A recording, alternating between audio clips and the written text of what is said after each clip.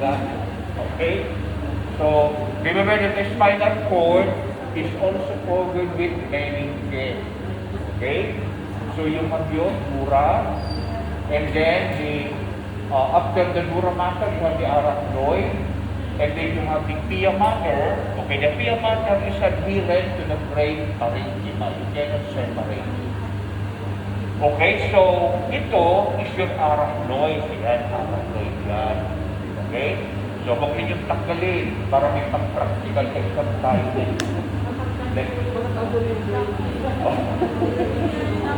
Okay, so take note of your spinal cord. Now, when you are studying the spinal cord, you must look at the appearance of your gray matter depending on that segment of the spinal cord. Anong itsura ng gray matter kapag cervical segment? Anong itsura kapag thoracic?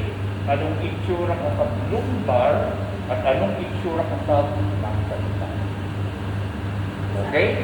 Then be able to identify. Now, may makikita kayong ligamentum, no? There is an extension of your pia mater, no? Holding the spinal cord to your arachnoid. Anong tawag doon? Ligamentum denticulatum. Okay? And then your spinal cord will be terminating at a single, no? What do you call that single? Yan. Yung single structure that is found at the very middle or the very center of your spinal cord. You call it filum terminalis. Now, the cone terminal end of the spinal cord is called the conus medullaris. Okay? And then they will be ending into agglomeration of your spinal roots. What do you call that? Cauda and ina. Okay? So yun ang naman nag-identify ninyo sa spinal cord. Okay?